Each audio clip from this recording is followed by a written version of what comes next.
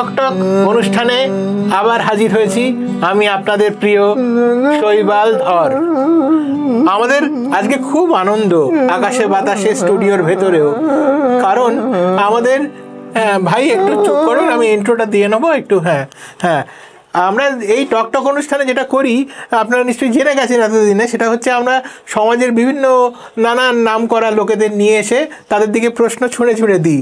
হ্যাঁ, আজকে স্টুডিওতে আমাদের কি সৌভাগ্য, উপস্থিত হয়েছেন বিখ্যাত মানে চোর সঙ্গীত পরিচালক, হ্যাঁ, শ্রী জীবনানন্দ গাই। ঠিক শুনেছেন, জীবনানন্দ গাই। হ্যাঁ, তো আজকে আমাদের অনুষ্ঠানটা একটু অন্যরকমভাবে সাজিয়েছি আমরা, বুঝেছেন তো। প্রথমেই এই ঝঙ্কারেই বুঝতে পারছেন, একটা গান শুনে নি।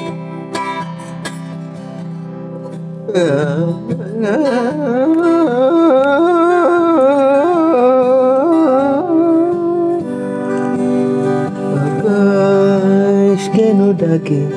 হ্যাঁ, এটা আপনার গান নাকি? হ্যাঁ আমারই হ্যাঁ, এটা আমি লিখেছিলাম। হ্যাঁ হ্যাঁ আমারই। এটা তো কিশোর কুমারের গান। আপনাকে কে বললো এটা? এটা সবাই জানে, এটা আমার লেখা, আমার সুর দেওয়া একটা গান। আচ্ছা, অন্য একটা গান শোনান দেখি। কিন্তু এটা আপনার গান নয়, আপনারা জানেন দর্শক বন্ধুরা। পুরানো সেই বাবা কথা ভুলবে কি রে,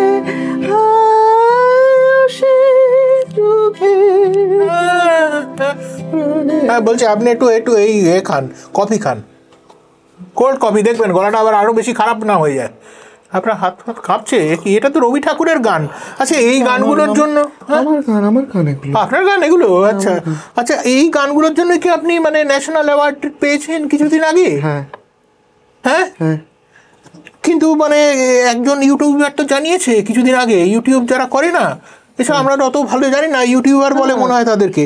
হ্যাঁ, আপনার ওই গানের কথা সুর দুটোই নাকি মানে পুরোপুরি একদম চুরি করা। আর 7 বছর আগে তো ইউটিউবে এই গানটা ছিল, এটা উনি প্রমাণ দিয়েছেন।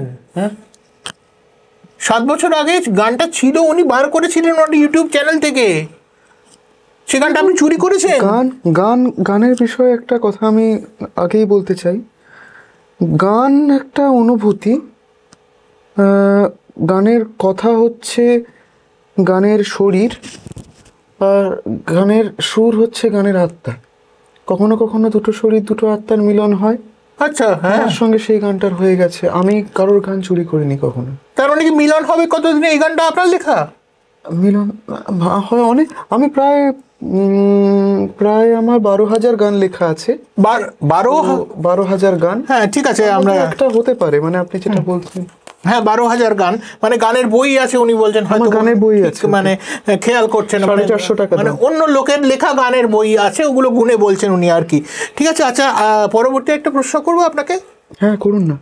প্রশ্ন মানে আপনি শিওর তো? প্রশ্নের উত্তর দিতে পারবেন তো আপনি? হ্যাঁ আচ্ছা, এবার কয়েকদিন আগে মানে একজন এই বিখ্যাত সঙ্গীত পরিচালক, বুঝেছেন, হ্যাঁ, তিনি প্রশ্নটা কি করবো না নাকি? আপনি এতটা অসুবিধা হচ্ছে না, আপনি এত প্রাণোচ্ছল তো আসলে আমি ঠিক প্রশ্নটা সিরিয়াসলি করতে পারছি না, বারবার মনটা আমার নেচে নেচে উঠছে। আচ্ছা আপনি করুন, আমি তারপরে গাই। বলছি যে ওই কয়েকদিন আগে বাংলার যে একজন বিখ্যাত সঙ্গীত পরিচালক, হ্যাঁ, উনি আপনার বিরুদ্ধে কেস করেছেন আর বলেছেন নাকি আপনি ওনার গান চুরি করেছেন। এই বিষয়ে আপনার মতামতটা কি? হ্যাঁ, আপনি যে গান চুরি করেছেন তো এই বিষয়ে আপনার মতামতটা কি? আমি গান চুরি করব কেন? সঙ্গীত পরিচালক বলেছে। আমার প্রশ্নটা না ভুলে গেছিলাম, আরেকবার বলবেন? আপনি কিছুদিন আগে বিখ্যাত একজন সঙ্গীত পরিচালকের গান হুবহু কপি পেস্ট করেছেন, এই বিষয়ে আপনার ধারণাটা কি? মানে আপনি তার কথা বলছেন? না না, আমি ওদের গান আমি চুরি করিনি। আমি যবে থেকে গান বানানো শুরু করেছিলাম, আমি রিসেন্টলি 1.5 বছর হলো গান গাইছি। এবং আপনি হয়তো জানেন, এখন তো মিডিয়ায় আমি খুবই ফেমাস। আমার স্ত্রীকে আমার ভাই নিয়ে পালিয়েছে, তো তারপর থেকে আমি নিজেকে একজন জীবনমুখী গায়ক বলেই মনে করি। এবং আপনার মনে হয় যে একজন জীবনমুখী গায়ক কোনোদিন গান চুরি করতে পারে? না, মানে এটা শুনে আমার খুব খারাপ লাগলো। মানে এটা একটা মানে পরম দুর্ভাগ্যের ব্যাপার, মানে যে বউ নিয়ে পালিয়ে গেছে। দুর্ভাগ্য নিয়ে আমার একটা গান আছে, শোনাবো? হ্যাঁ হ্যাঁ, শোনান, অবশ্যই অবশ্যই। এই গানটা একবার আমি আমার এক বন্ধুকে দেখেছিলাম, হ্যাঁ, ফ্ল্যাটের ছাদে দাঁড়িয়ে রয়েছে। আমি কি বাবা, এটা নিয়ে গান রয়েছে আপনার? একটা গান আছে, কি বাস্তববাদী আপনি। কথাগুলো জীবনমুখী বললাম না, আমার নামটা ওই জন্যই। হ্যাঁ হ্যাঁ বলুন না, জীবনানন্দ। হ্যাঁ ফ্ল্যাটের ছাদে দেখে তোকে আমি দাঁড়িয়েছিলাম পিছনে। আচ্ছা, পরের প্রশ্নটা করুন। না মানে আপনি এটা কি আপনার গান নাকি এটা? না না, আমার গান এটা। আমি ঠিক মানে আমি আসলে আমি তো জীবনমুখী গান, রিয়েল লাইফ ইনসিডেন্ট থেকেই আমি এই গানগুলো সব কপি, ইনসিডেন্ট থেকে গানগুলো আমি সব ঠিক আছে ঠিক আছে। হ্যাঁ হ্যাঁ, আমি পরের প্রশ্নটাই যাচ্ছি। তো গাইবাবু, হ্যাঁ আমি গাইবাবু বলি আপনাকে, খুব আমি তো গান গাই, আমার গাই বাবু তো বলবো। হ্যাঁ গাইবাবু খুব ভালো। হ্যাঁ মানে গাই মানে তো হ্যাঁ, যাই হোক। তো ওই আপনার একটা খুব বিখ্যাত গান যেটা খুব মানে প্রচুর মানে প্রায় 6 মিলিয়ন মতো ভিউ হয়েছিল কয়েকদিনের মধ্যেই। ওই গানটার লাইন ছিল, শুনছেন? হ্যাঁ আপনি স্টেডিয়াম, গানটার নাম ছিল রোল হচ্ছে। বলুন, আপনি বলুন না। গানটার নাম ছিল নয়, গানের লাইনগুলো বলতে চাইছি আমি। হ্যাঁ গানের লাইন, এই লাইনগুলোর মানে তো আমি বুঝতে পারিনি, ওটা জিজ্ঞেস করতে চাইছি। শুনুন প্রশ্নটা আপনি। সেটা হচ্ছে, তোমার গুহার মুখোমুখি তলোয়ার হাতে দাঁড়িয়ে আমি। এই গানটি তো মানে জেন জি খুব জনপ্রিয় হয়েছে তাদের কাছে। না, জেনজির একটা ব্যাপার হচ্ছে, আপনি জেনজির কাছে এই গানটার মানে যাই দেবেন ওরা তাই খেয়ে নেবে। কিন্তু এই গানটার মানে কি? এটি একটু ভিউয়ার্স রেস্ট্রিকশন হতে পারে। এটি দেহতত্ত্বের উপর একটি গান। দেহতত্ত্ব? এবং সেটা আপনারা হয়তো বুঝবেন না, একটু জটিল তত্ত্ব আছে সেটা। মানে দেহতত্ত্ব একটা খুব গভীর ব্যাপার এবং গম্ভীর ব্যাপার। তো আপনার আইডল কে দেহতত্ত্বের? আপনি লালনকে চেনেন? হ্যাঁ ওটা আমি বলছিলাম তো, মিলন হবে কত। উনি আমার আইডল নন। আচ্ছা স্যার, কে আপনার আইডল? আপনি দ্বিজেন্দ্রলাল রায়কে চেনেন? হ্যাঁ অবশ্যই, কেন চিনবো না। উনি আমার আইডল নন। আরে আপনার আইডলটা কে, এটা তো যা প্রশ্ন করছে, উল্টো পাল্টা উত্তর দিচ্ছেন কেন? আপনি ভোলাই বিশ্বাসকে চেনেন? ভোলাই বিশ্বাসকে? উনি আমার আইডল। ভোলাই ইচ্ছে কে? আমার দাদা পাড়ার। ও তিনি বেঁচে আছেন? না। ও আচ্ছা, যাই হোক, ঠিক আছে। উনি বাইরে বেঁচে আছেন, উনি আসলে অন্তরে অন্তরে অনেকদিন আগেই মারা গেছেন। আচ্ছা আরেকটা গান নিয়ে জিজ্ঞেস করছি, যাই হোক এইসব আমি এর মধ্যে যেতে চাইছি না। মানে এই যে একটা গান আপনার বিখ্যাত গান, গিটার ধরবো নাকো ফ্রিতে, গলা জমে গেছে শীতে, হ্যাঁ মানে এগুলো কি ধর্মী গান? এটা হচ্ছে অনেকটা অর্থনৈতিক ধর্মী একটা গান। অর্থনৈতিক ধর্মী গান? অর্থনৈতিক ধর্মী গান মানে আমি মনে করি আমরা যারা সিঙ্গার্স ইন্ডাস্ট্রিতে আছি, হ্যাঁ তাদের প্রত্যেককেই মানে পয়সাটা গানের আগে বুঝে নেওয়া উচিত আমার মনে হয়। আপনারা কি ভাতা পান কোনো? ভাতা সরকার থেকে ভাতা? হ্যাঁ, ভাতা ভাত খেয়ে এসছি। না ভাতা মানে টাকা, মাসে কোনো টাকা দেয় সরকার থেকে? এই যে গান এই যে এইসব নানান গান লিখেছেন, গুহার মুখোমুখি দাঁড়িয়ে, তারপরে এই যে গিটার ধর, টাকা আমি গান বানিয়ে দিই, তারপর আমি টাকা পাই। ও কিন্তু আপনি যেখানে লিখেছেন যে গিটার ধরবো না গো ফ্রিতে, আমি টাকা ছাড়া গান গাই না তো, আমি গিটার ফ্রিতে ধরি না, আমি তো এটা পরে আপনার কাছে চার্জ করবো। হ্যাঁ মানে আপনি টাকা নেবেন?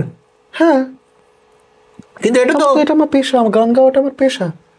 হ্যাঁ কিন্তু এটা তো আপনার নেশা নিয়ে আমার একটা গান আছে, শোনাবো? হ্যাঁ শোনান না। অন্য তো মানে শোনানো যাবে না মনে হয় নাকি? না শোনান দেখি কিরম, আমরা সেরকম হলে আমাদের বাধ্য হয়ে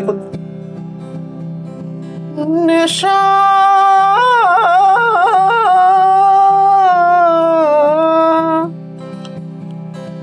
নেশা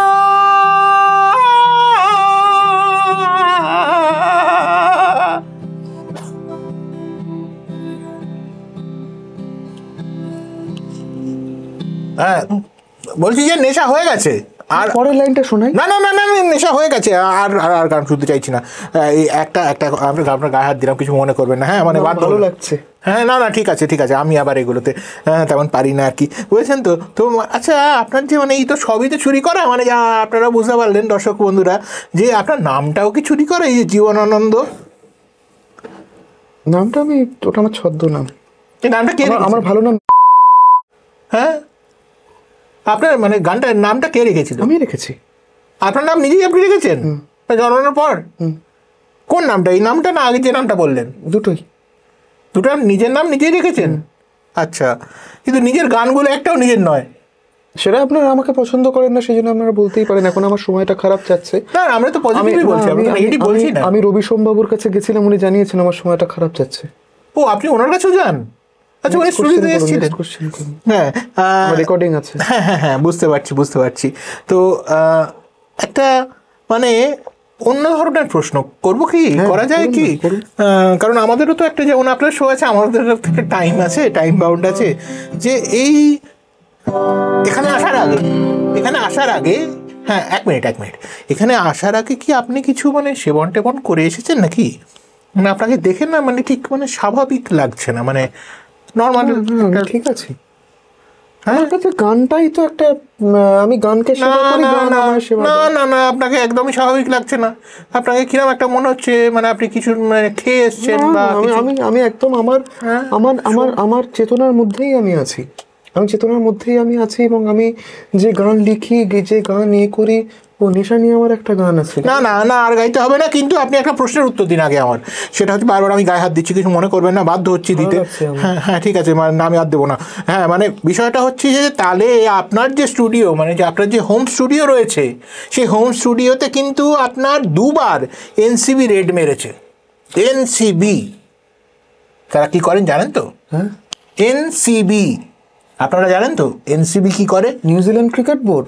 না, দর্শক বন্ধুরা জানেন, ওনার বাড়িতে রেড পড়েছিল। ধন্যবাদ।